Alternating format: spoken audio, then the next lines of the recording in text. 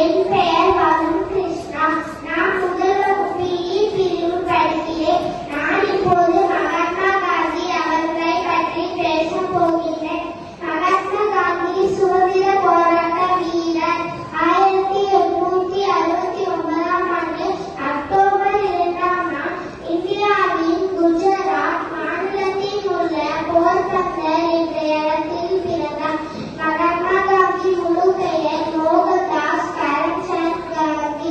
நாட்டு விடுதலைக்காக வெள்ளையனே வெளியேறு இயக்கம், ஒத்துழையாமை இயக்கம், தண்டி யாத்திரை, உப்பு சத்தியாகிரகம் போன்ற பல இயக்கங்களை வழிநடத்தினார். சத்தியமும் அகிம்சையும் அவரது வாழ்க்கையின் கொள்கைகள் ஆகும்.